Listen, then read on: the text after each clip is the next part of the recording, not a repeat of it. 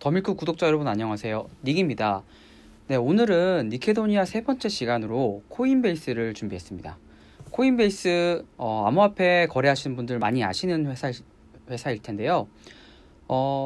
하지만 코인베이스가 언제 창업이 됐고, 그리고 코인베이스의 강점이 무엇이고 위험 요인이 무엇인지, 이런 깊이 있는 정보는 자세히 들여다보시지 않으신 분들도 꽤 많으실 것 같아요. 그리고 코인베이스는 항상 또 이슈가 많은 기업이고, 그리고 또 성장성이 높다고 많은 분들이 말씀을 하시기 때문에 구체적으로 어떤 부분이 좋은 건지, 코인베이스의 강점인지 오늘 좀 자세히 들여다보도록 하겠습니다. 제가 그래프 같은 거를 많이 준비를 했으니까 보시면서 들어보시면은 많이 도움이 되실 거라고 생각이 듭니다. 네, 그럼 시작하겠습니다. 네, 일단은 코인베이스 첫 번째 이슈, 가장 최근에 2분기 실적을 발표했는데요. 2분기 실적을 먼저 좀 말씀을 드릴게요. 시장 예상을 상회하는 실적을 발표했는데요. 8월 10일 날 2분기 실적을 발표했습니다. 매출액이 22억 3천만 달러, 순이익이 16억 달러. 순이익 16억 달러라고 하면은 한화로 따지면은 1조 9천억 정도 되거든요. 그러니까 분기에 거의 2조 원을 버는 회사입니다. 코인베이스가. 그래서 조정 주당 순이익 EPS가 3.45달러였고 이것도 시장 예상치를 넘었거든요. 그리고 2분기 순이익이 전년 동기 대비 4,900% 증가했습니다. 그러니까 이게 정말 엄청난 성장세를 보이고 있는 것인데요. 그리고 월간 거래 사용자도 880만 명. 그래서 이게 전기 대비라면은 1분기죠. 1분기 대비 44% 증가했습니다. 거래액도 전기 대비 38% 증가했고요. 되게 빠르게 성장하고 있다, 코인베이스가. 그거를 이제 먼저 말씀드리고 싶어서 이 소식을 가져왔고요. 한번 주가 추이를 한번 볼게요. 제가 야후 파이낸스를 통해 가지고 주가 추이를 한번 보겠습니다. 네, 지금 제가 야후 파이낸스 화면을 보여드리고 있는데, 코인베이스가 올해 4월 14일 날 상장을 했어요. 그래서 지금 사실 상장된 지 한 6개월 정도 된 회사인데, 한번 보시면은 사실 상장 초기에 제일 주가가 흐름이 좋았고요. 그 이후에는 조금 지지부진한 상황입니다. 지금 조금 빠져 있는 상황이고, 최고가가 뭐 429달러까지 갔다가 지금 현재는 지금 260달러 정도 수준에서 형성이 되어 있습니다. 그래서 이제 코인베이스가 좋은 회사다라는 얘기를 많이 하시는데, 주변에서 아니 주가도 많이 빠졌고 조금 도대체 뭐가 좋은 거야, 이걸 좀 궁금해 하실 것 같아요. 그래서 제가 정리를 좀 해드리려고 하는 건데,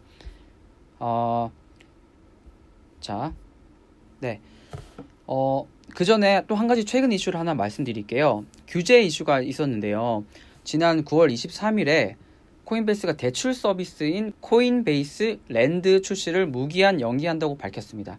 코인베이스 랜드라고 하면은 대출 서비스거든요. 코인베이스가 사실은 이제 암호화폐 거래 플랫폼인데 대출도 하겠다, 암호화폐 대출도 하겠다, 이런 서비스를 준비를 해왔는데, SEC, 그러니까 미국 증권거래위원회에서 이번 서비스를 출시를 하면은 소송에 나서겠다, 이렇게 조금 강력하게 나왔거든요. 그래서 규제 대상 기관에서 코인베이스 같은 암호화폐 회사들은 좀 제외돼 있다, 이래서 추가 규제가 필요하다, 이런 좀 이슈가 있었어요. 그래서 이런 이슈도 최근 이슈이기 때문에 말씀드리는 게 좋을 것 같아서 일단 말씀을 드리고요.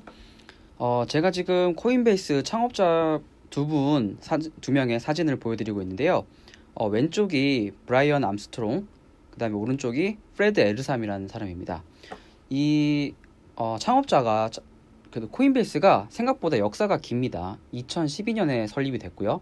왼쪽에 이 브라이언 암스트롱 같은 경우에는 에어비앤비에서 이제 개발자로 일하시던 분이에요. 그래서 개발자로 일하다가 나와서 코인베이스를 창업을 했고, 오른쪽에 이 프레드 에르삼, 머리가 있으신 분, 머리카락이 있는 분이 골드만삭스에서 트레이더로 일하던 사람입니다. 그러니까 사실은 개발자랑 금융맨 두 명이 의기투합해서 설립한 회사고, 2012년에서부터 되게 오래 암호화폐 한 분야를 집중적으로 비즈니스를 해온 되게 암호화폐 업계에서는 정말 유명한 회사고, 그 어떤 풍파를 겪으면서도 살아남은 회사다, 좀 그렇게 보시면 될 것 같습니다.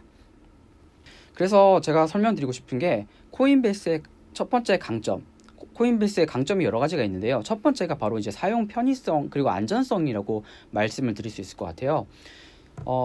아까 말씀드린 것처럼 창업자가 에어비앤비 개발자 출신이니까 개발에 대한 베이스 지식이 충분히 있고요. 그리고 탄탄한 기술력을 가지고 설립 이후 꾸준히 암호화 자산, 그러니까 크립토 에셋 투자자들의 신뢰와 사랑을 받아왔습니다. 그래서 암호화폐 시장 조사업체 코인마켓캡에 따르면은 코인베이스의 거래 점수라는 게 있어요. 익스체인지 스코어라 그래가지고 암호화폐 거래소의 수준을 비교하는 어떤 그 스코어가 있거든요. 그게 이제 글로벌 주요 암호화폐 거래소 중에 최고 수준입니다. 2위인데 제가 요거를 한번 보여드릴게요.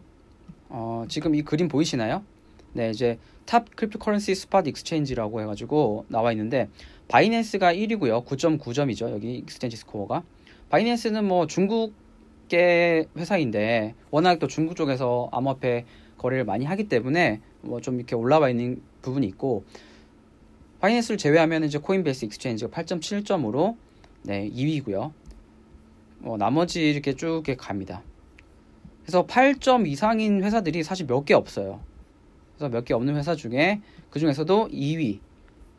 그래서 거래 점수는 트래픽이랑 거래량, 유동성, 신뢰도 등을 기반으로 그 아까 말씀드린 그 점수를 산출을 하는데요. 300개가 넘는 글로벌 암호화폐 거래소 중에 거래 점수 8점 이상 거래소는 8개 뿐입니다. 이게 2021년 10월 15일 기준으로 데이터를 제가 오늘 기준으로 확인을 한 건데 바이낸스 US는 아까 바이낸스가 1위이기 때문에 제외를 됐고요.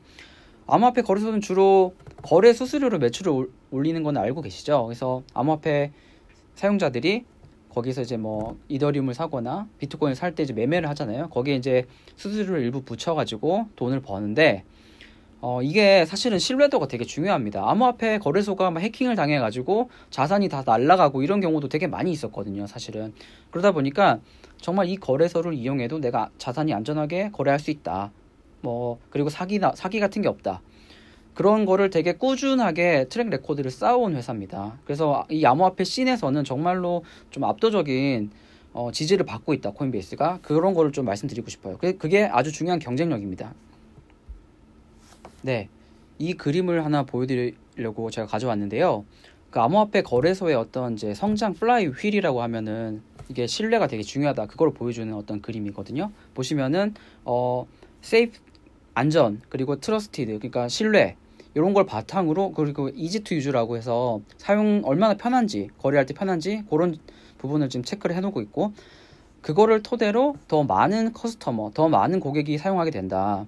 그 다음에 이제 그러다 보면은 더 많은 자산이 이 거래소에 몰린다. 그리고 커스터머, 그러니까 사용자들이 사용할 수 있는 프로덕이 더 많아진다, 다양해진다. 그러니까 뭐 단순한 거래뿐만 아니라 대출이라든지 암호화폐 기반으로 정말 은행처럼 여러 가지 상품들이 나올 수가 있거든요. 그러다 보니까 뭐 암호화폐 지갑 같은 건 당연하겠죠. 월렛 같은 건 당연하고, 요런 게 하나의 고리처럼 연결돼 가지고 점점 이제 선순환을 하는 겁니다. 그래서 코인베이스가 요런 구조를 가지고 있다. 제가 그래서 요거를 그림을 가져왔고요. 그리고 두 번째, 제가 항상 니케도니아에 가져온 회사들은 빠른 성장성이 되게 중요합니다. 빨리 성장하는 회사가 초기에 상장한 회사들이 나중에도 경쟁력을 나타낼 수 있기 때문에 그런 회사들을 주로 가지고 오는데요. 코인베이스도 마찬가지입니다. 상장 증권신고서, 그러니까 올해 4월 상장할 때 거기에 있는 데이터를 기준으로 일단 먼저 말씀드릴게요. 코인베이스 인증 사용자 수가 2019년이 3,200만 명이었거든요. 근데 34.4%가 늘었습니다. 그래서 2019년 100만 명 대비 180% 월거래 고객은 늘었고요. 또 먼슬리 트랜섹팅 유저스라고 하는데, 그리고 같은 기간 거래량은 1931억 달러, 그래서 약 217조 원이 됩니다. 그래서 이제 141% 늘었습니다. 그리고 매출도 12억 7,700만 달러로 약 1조 4,400억 원으로 139% 증가했습니다. 이게 지금 S1 문서 발표 때 기준으로 제가 데이터를 말씀드렸고요. 아까 제가 서두에 2분기 실적도 되게 빠르게 증가하는 거 보여드렸죠. 그래서 되게 빠르게 성장하고 있다. 매출뿐만 아니라 사용자 수, 이런 것들이 같이 늘어가고 있다. 이렇게 보시면 될 것 같습니다. 그리고 기관 투자자들의 거래량 증가도 되게 긍정적인 요인이라고 할 수 있는데요. 사실은 일반 개인 투자자들이야 뭐 암호화폐 시장이 막 되게 출렁이면은 많이 이제 돈을 빼시거나 다시 들어오시거나 이렇게 좀 플럭추에이션이 심한데, 기관 투자자들은 좀 장기로 투자하는 경향이 있거든요. 그래서 암호화폐 가격의 변동을 상대적으로 덜 받고 장기 투자 관점에서 접근을 하기 때문에 2020년 1분기 기관 거래량이 180억 달러여서 2019년 1분기에는 2019년 1분기 대비 6배로 늘었습니다. 그러니까 아주 정말 가파르게 기관 투자자들도 증가하고 있다. 그렇게 보시면 될 것 같습니다. 네, 요게 제가 그 코인베이스 상장 증권신고 S1 문서에 들어있는 차트를 하나 가져왔는데요. 보시면은 매출, 트레이딩 볼륨을 이제 막대 그래프로 보여주고 있고요. 그리고 이제 진한 파란색, 짙은 파란색을 보시면 인스티튜셔널 트레이딩 볼륨이라고 해서 이게 아까 말씀드린 기관 투자자들의 트레이딩 볼륨입니다. 기관 투자자 트레이딩 볼륨이 정말로 올해, 그러니까 작년 2020년 4분기 기점으로 아주 급증하는 걸 보실 수가 있으세요. 그러니까 요 시기 보시죠. 2018년 1분기, 2018년 2분기 이때가 보시면은 여기 옅은 하늘색이 바로 리테일, 그러니까 일반 개인 투자자들이거든요. 이때 개인 투자들을 정말 암호화폐 많이 했습니다. 많이 했었는데 2018년 1분기에 폭락했죠. 암호화폐 다들 기억하실 거예요. 2017년 하반기에 정말로 이렇게 가파르게 상승세를 그리다가 비트코인부터 다 가격이 폭락했거든요. 2018년 초기에. 그때 이게 지금 리테일이 다 빠졌죠. 2분기 되면은 다 빠져나갔어요. 그런데 재미있는 거는 이때는 기관 투자자들이 크게 반응을 안 했어요. 이 거래량이 크게 트레이딩 볼륨이 크진 않거든요. 그런데 최근 들어서 이게 급격하게 늘어나고 있다. 그러면은 이제 기관 투자자들도 이 크립토에 대해서 좀 시각이 바뀌었다. 이걸 좀 증명하는 거라고 제가 좀 말씀드릴 수 있을 것 같고요. 그리고 이제 여기 위에 그래프는 어떤 걸 나타내냐면은 이제 볼러털리티라고 해서 이제 변동성을 나타냅니다. 그래서 여기 지금 2018년 1월에 말씀드린 것처럼 암호화폐 폭락장이 있었을 때는 13으로 되게 변동성이 컸었거든요. 그런데 지금은 좀 떨어져 있다. 오히려 이때보다 훨씬 안정돼서 뭐 10 수준으로 뭐 낮을 때는 4까지 내려가고요. 조금 안정화가 되고 있다. 그렇게 보시면 될 것 같습니다.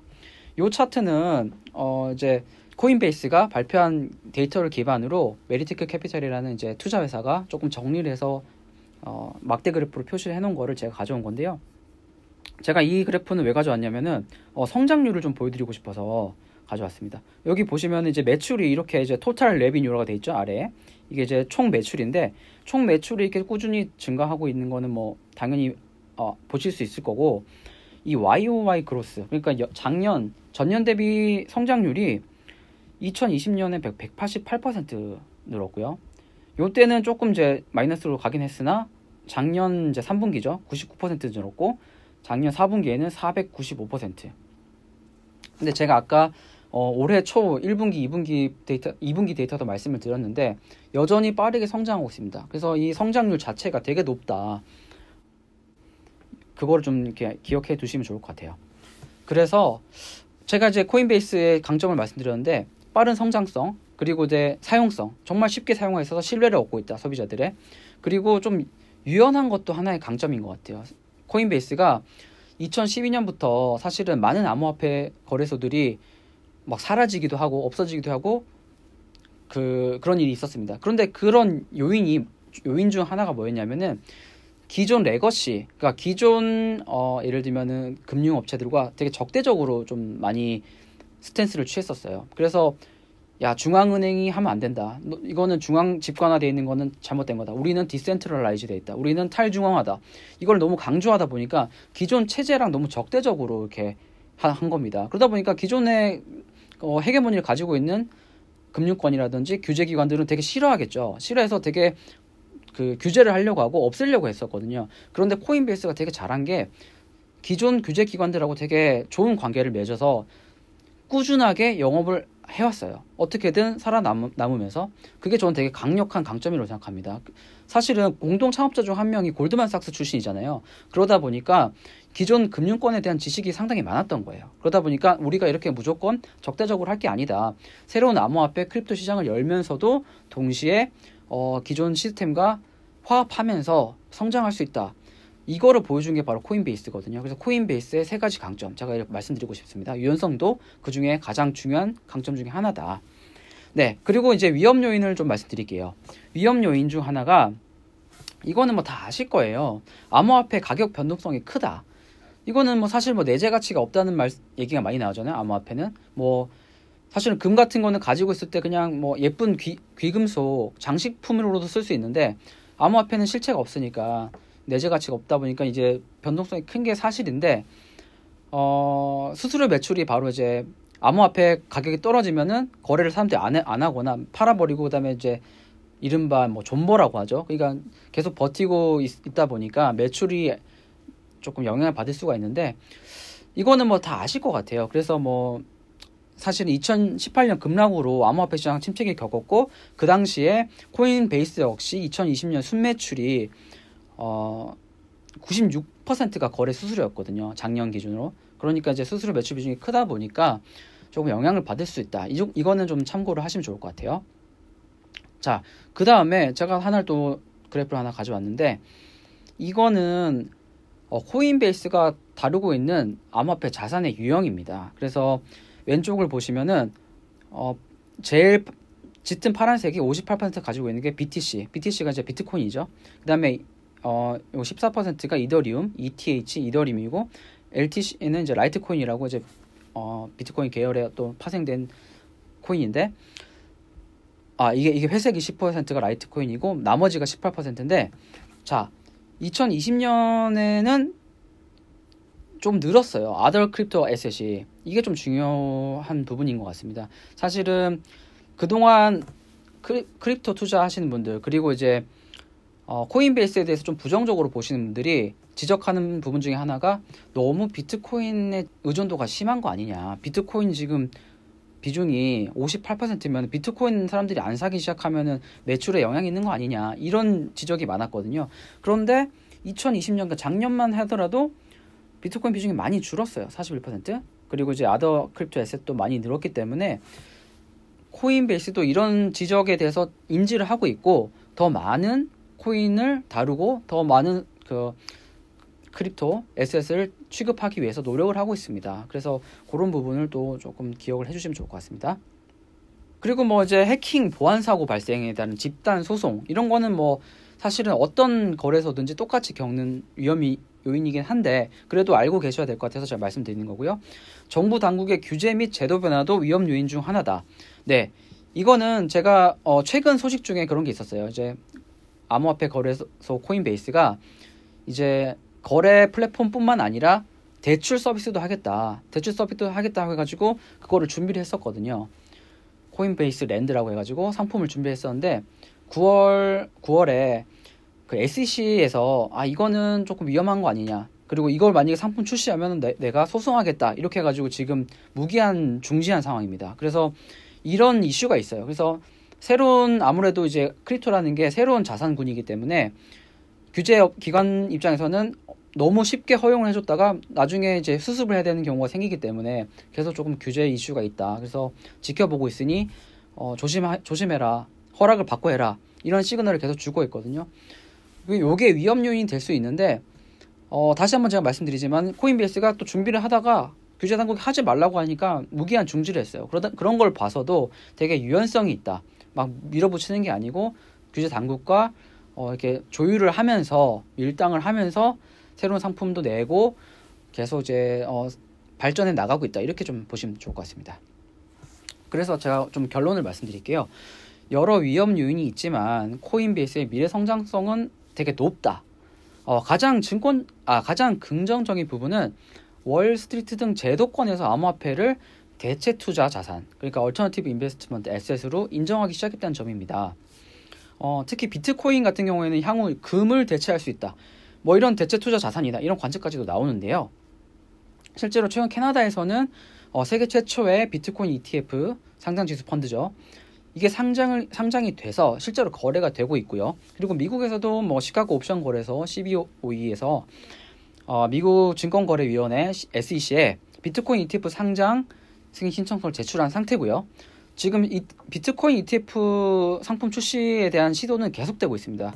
그리고 시티그룹 같은 이제 기존 레거시 금융기관들도 비트코인은 전환점에 있다, 티핑 포인트에 있다, 이런 이제 보고서를 내면서 국제 무역에서 선택할 수 있는 통화가 될 것이다. 뭐 이런 관측까지도 내놓고 있거든요. 그래서 아까 기관 투자자 거래 추이도, 트레이딩 볼륨 추이도 보셨지만 월가에서도 인정을 하고 있어요. 이미 이거는 거의 대세가 되었다고 보시면 될 것 같습니다. 지금 한국에서는 아직도 조금 뭐 투기라든지 이런 것과 연관해서 비트코인을 보시는 분들이 계신데, 물론 당연히 변동성이 크기 때문에 위험한 건 맞지만 이미 월가에서는 거의 뭐 상품의 하나로, 에셋 클래스의 하나로 인정을 하고 있는 게 거의 대세가 되고 있고요.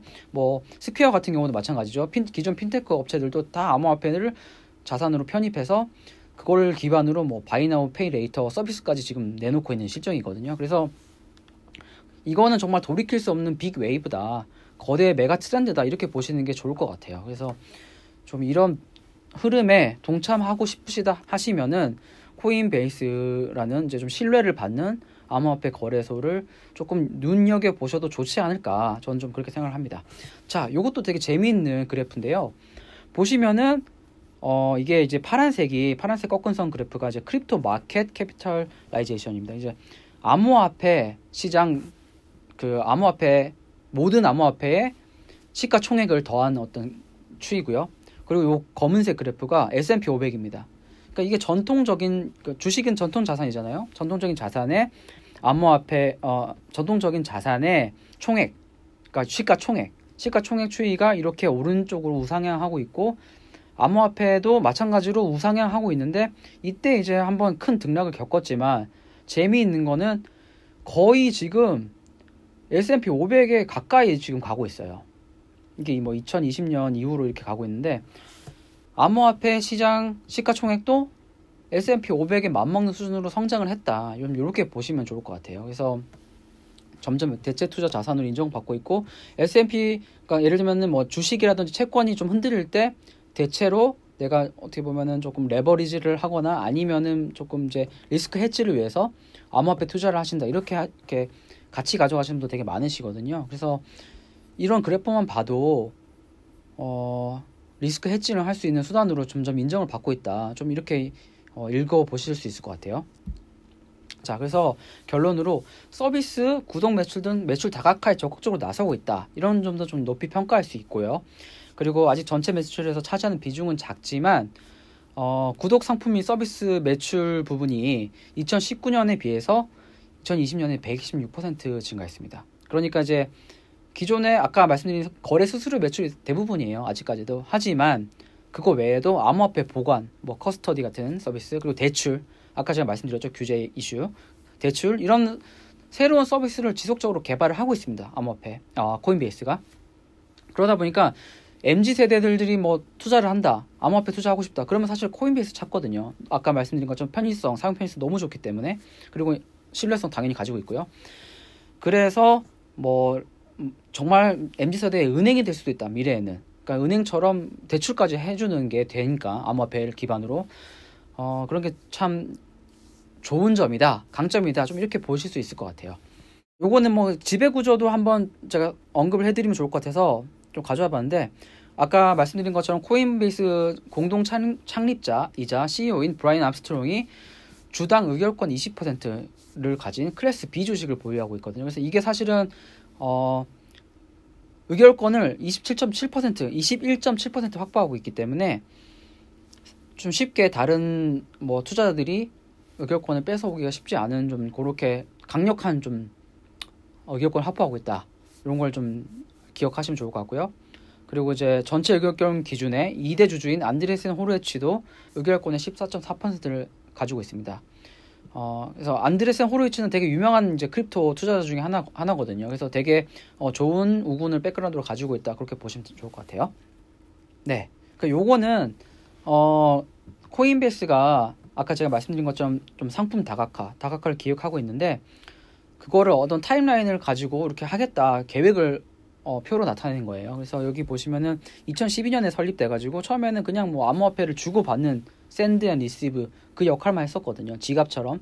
그런데 이게 정말 투자로 발전하고 이제 페이, 지불을 암호화폐로 할 수 있는 겁니다. 물건을 사고 상품 결제를 이제 암호화폐로 할 수 있는 그런 식으로 점점 발전해서 이제 스펜드, 뭐 지출뿐만 아니라 저축도 암호화폐로 하고, 아까 말씀드렸죠, 대출 이런 식으로 새로운 상품을 계속 개발하겠다 이런 이제 타임라인을 가지고 있기 때문에 이걸 한번 가져와 봤습니다. 그리고 이렇게 옅은 하늘색은 이제 서브스크립션 기반으로 예를 들면 코인베이스를 내가 뭐 월 얼마를 내고 구독을 하면은 이런 이제 서비스를 이용할 수 있게, 그러니까 구독 매출이 좋은 거는 이제 반복적 수익 가능하다는 거거든요. 그래서 반복 매출, 리커링 레비뉴라고 하죠. 그래서 이 ARR이라고 해서 Annual Recurring Revenue. 그래서 매해 같은 반복 매출이 발생하면은 기업 입장에서는 이제 현금 흐름이 되게 좋아져요. 현금 흐름이 갑자기 내가 뭐 대출을 받거나 이럴 일이 별로 없어요. 왜냐하면 꾸준하게 일정 금액의 현금이 들어오기 때문에. 그래서 구독 매출이 구독 기반 서비스가 되게 좋은 장점이거든요, 이게. 그래서 이런 식으로 가져가고 있다. 코인베이스가 Y 컴비네이트라는 되게 유명한 실리콘밸리 초기 투자를 받았습니다. 그래서 되게 이런 실리콘밸리 방식을 되게 잘 이해하고 있어요. 정말로 똑똑하게 그래서 사업을 개발하고 있고 서비스를 개발하고 있습니다. 그런 점도 조금 장점이 아닐까 말씀을 드리고 싶습니다. 자, 그럼 정말 마지막이죠. 제가 항상 밸류에이션, 니케도니아 마지막 시간에 밸류에이션, 그래서 코인베이스 밸류에이션이 적정한가, 그래서 사야 돼 말아야 돼, 그거를 이제 판단할 밸류에이션을 말씀드리는데, 제가 이제 10월 15일 기준으로 지금 확인을 해보니까 시가총액이 680억 달러 정도 되거든요. 680억 달러. 여기 보시면은 네, 시가총액 68빌리언에서 680억 달러로 돼 있죠. 주가는 좀 떨어져 있는 상태고요. 그래서 이게 어느 정도 수준이냐, 제가 또 테이블을 가져왔습니다. 자, 멀티플, 그러니까 이제 이게 매출 기준으로 지금 시가총액이 매출의 몇 배인가, 그거를 따지는 거거든요. 그래서 그게 이제 매출 기준 멀티플, 뭐 PS라고도 하는데, 그 기준으로 이 회사의 적정 가치, 시가총액이 적정한가를 따지는 거죠. 그런데 보면은 레비뉴 멀티플이 지금 이게 메리테크 캐피탈이라는 회사가 이제 평가한 모델입니다. 평가한 모델인데 30배 이상으로 지금 평가를 하고 있어요. 왜 30배냐? 사실은 뭐 매출의 30배다. 시가총액이 매출 30배다 하면은 이거 멀티플을 되게 너무 높은 거 아니냐라고 생각하시는 투자자도 있을 수 있어요. 사실은 뭐 되게 기존 뭐 다른 영역 같은 경우에는 뭐 10배, 뭐 3, 4배 이런 경우도 있거든요. 그런데 이게 이 기준이 있을 거 아니에요? 왜 30배 이상으로 가져가는지? 핀테크 업체 기준으로 가져온 겁니다. 그래서 핀테크 업체들이 보통 이렇게 멀티플을 막 28배, 30배, 뭐 저번에 제가 지난 시간에도 한번 소개해 드렸는데 뭐 레모네이드 같은 경우에는 뭐 49배, 뭐 50배 이런 경우도 있거든요. 그러다 보니까 핀테크는 좀 성장 가능성이 높다고 보고, 지금 매출이 크지 않아도 시가총액이 뭐 30배 이상 가더라도 향후에 매출이 계속 잘 나올 거기 때문에 이런 매출의 평가가 정당하다라고 보는 시장의 컨센서스가 있어요. 그러다 보니까 이 메리테크 캐피탈도 투자회사이기 때문에 뭐 그냥 아무 근거 없이 이렇게 하는 게 아니거든요. 그래서 30배 이상으로 이제 가져왔습니다. 30배 이상으로 가져왔을 때 그럼 매출도 추정을 해야 되잖아요. 매출. 그러니까 이게 이제 implied NTM revenue라는 게, NTM이라는 게 next 12 months예요. 그러니까 향후 12개월, 향후 1년 동안 매출이 얼마일지를 추정을 한 다음에 그거의 몇 배이냐 따져서 이 테이블을 계산하는 거거든요. 보시면은 지난 이제 last 12 months거든요. 그러니까 지난 12개월 동안 매출이 1277.5. 그러니까 이제 밀리언으로 하면은 100만, 1000만, 억, 10억이죠. 12억 달러 정도, 이 정도 되는데, 자, 근데 이게 이제 LTM 레비뉴가 YOY 그로스가 139.3이잖아요. 그러니까 전년 대비 139% 정도 증가를 했습니다. 2019년 대비 2020년 데이터거든요, 이게 지금. 그러니까 앞으로도 뭐 120% 정도 매출이 증가할 수 있지 않느냐, 맥스. 그리고 미니멈 60% 증가할 수 있지 않느냐, 매출이. 앞으로 향후 12개월에도 그렇게 해서 지금 추정을 하는 거거든요. 그래서 뭐 매출이 올해 2021년, 2020년 대비 뭐 60% 증가한다. 그랬을 때 이 숫자가 나오는 거고요. 120% 증가했을 때는 이 숫자가 나오는 겁니다. 근데 사실은 아까도 보셨듯이 성장률이 되게 가팔라요, 코인베이스가.